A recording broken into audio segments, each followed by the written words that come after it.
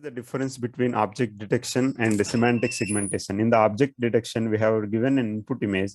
In this input image, we are just drawing a bounding box. This is a bounding box we are drawing in this. This is a simple bounding box. This is object detection. Whereas in the semantic segmentation, we are not concentrating simply drawing on the bounding box. Example, we want to detect the road where the vehicle can travel safely, especially for the self-driving cars. We want to look at those pixels which belonging to particular class throughout the image. Without drawing the bounding boxes, this will allocate the each pixel in this image to a particular class. Example, this road is allocated to a particular class, and this tree is allocated to a particular class, buildings are allocated to a particular class. Then this is called as semantic segmentation. In the medical imaging, when we have the chest x-ray or when we have the MRI of the brain, for the radiologist to detect the tumor in the brain, it will be taking much amount of time to test or to verify it carefully.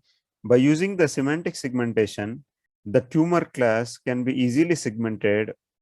And also in the chest x-ray, wherever the abnormality is there, by using this semantic segmentation, that particular abnormality which is not observed in the normal image is classified with the different color. This is how semantic segmentation is useful in the biomedical image processing. Relevant papers are given here with the titles Fully Convolutional Architectures for Multi-Class Segmentation in Chest Radiographs, Automatic Brain Tumor Detection and Segmentation using Unit-Based Fully Convolutional Neural Networks. Suppose we have taken an example. In this example, only one car and background building is there. Wherever car is there, we want to, that pixel which belong to the car, we want to represent it with the 1, and those pixels which are not belonging to car, we are representing those pixels with the 0. Instead of that, we want to represent two classes, example car and building. At the time, the pixels which are belonging to the car, we are describing with 1, and the pixels which are belonging to building, we are representing with 2. And the pixels, if we want to represent the road also as a third class, the pixels which are belonging to road are represented with the third class. Now, if we represent those pixels only, then this is called as segmentation map.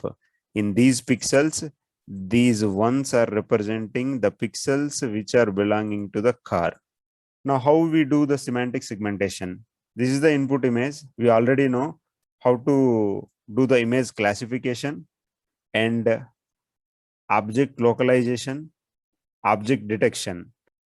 In the classification, we will have either the cat is there or not.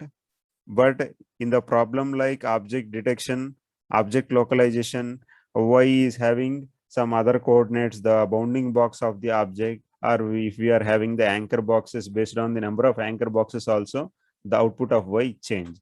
But now in the semantic segmentation, we are removing the last 2 layers and we are adding some more blacks. These blacks, after you can observe the same cat image, segmented image is observed here. The cat, wherever the cat is there, that will be represented with one color. Wherever the cat is not there, that is represented with the another color, background color. This is how the segmentation is done.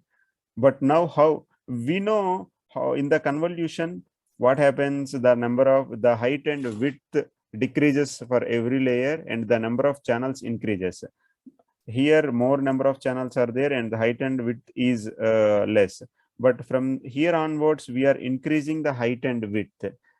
In order to increase the height and width, what process we have to do? We are calling that as a transpose convolution. In the normal convolution, whenever we give an image, this is a filter. After the convolution, we are getting the feature map. If this is an image with 6 by 6 size and it is having 3 channels, we are taking the filter also with 3 channels. So it is 3 by 3 by 3. And based on number of the filters we are taking, the output feature map we are getting. In the transpose convolution, we are taking a 2 by 2 input. For the filter example, we are taking a 3 by 3 filter. Now we are getting output as 4 by 4 output. This is exactly, you can think it is a reverse for the normal convolution. That's why it is called as transpose convolution. Where in the normal convolution, the width and height decreases if we are not using the same padding, or if we use the same padding, at least they remain same. Whereas in the transpose convolution, the width and height, instead of decreasing, they will increase. This is called as transpose convolution. How to perform this transpose convolution? I have taken a 2 by 2 input, 2, 1, 3, 2. This time we are expecting 4 by 4 output.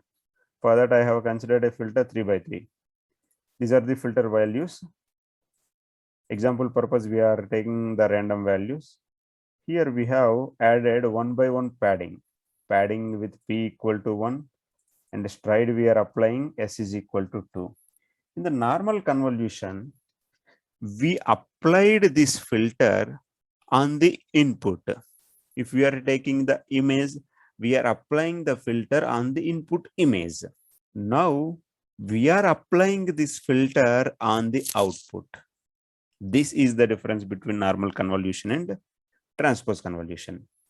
First, we are taking this 2, the left top value, and we are applying the 2 multiplied with the filter to the output. So 2 multiplied with the filter, we will get 2 into 1, 2, 4, like that. But because these values we have added for the padding, there is no need to bother about those values. Remaining values we have to enter. Remaining values 2 into 0, 0, 2 into 1, 2, 2 into 2, 4, 2 into 1, 2. Only this portion multiplication can only be applied, as remaining portion is padded portion. There is no need to worry about that portion. So we got finally 2, 0, 2, 4, 2. Because we have multiplied 2 with the 0, 0, and 2 into 1, 2, 2 into 2, 4, 2 into 1, 2. Now we are applying this 1 also. Where we have to apply that 1, because we have considered the stride 2, we are shifting to 2 pixels and we are applying the filtered output here. But while applying, as we mentioned previously, there is no need to consider the above 3 values, because those are coming in the region where we have used the padding, and remaining values we have to take. 1 into 2, 2. But this 2 is coming in the same box where it is overlapping with the previous one. So that's why we are adding to the existing value. So 1 into 2, 2, plus 1 into 0, 0, 1 into 1, 1. And similarly 1 into 0, 0, and 1 into 2, 2, and 1 into 1, 1. So it is 4, 0, 1, and 2, 2, 1. Similarly, this time we are taking, as we have considered stride 2, we have shifted 2 pixels below, and here we are applying the multiplied output. This portion we are not concentrating, and this portion 3 into 0, 3, 3 into 0, 0, 3 into 1, 3, 3 into 2, 6, 3 into 1, 3. Okay, 3 into 2, 6, plus 3 into 1, 3. So this will be 10, 5, because in these boxes we have the values which are overlapping, so we are adding those values. Finally, we are getting this output. We will perform this operation for the all final. For the 2 also we will perform the same operation. Finally, we are getting a 4 by 4 output. As the padding portion we are removing, we are getting a 4 by 4 output. This is how we will perform the transpose convolution. So how we will proceed with the semantic segmentation, how we will apply the deep learning for the semantic segmentation. We are taking an input image here, and this is what happening when we are doing the convolution. and this is what happening when we are doing the transpose convolution. Here we are, you can think it is like we are compressing and again we are expanding. Finally, we are getting the semantic segmented output. In the unit, they also use the skip connections. Means in order to get the spatial resolution information, we are taking the help of the previous blocks. So if we add the skip connections, then the final semantic segmentation output we are getting is more accurate.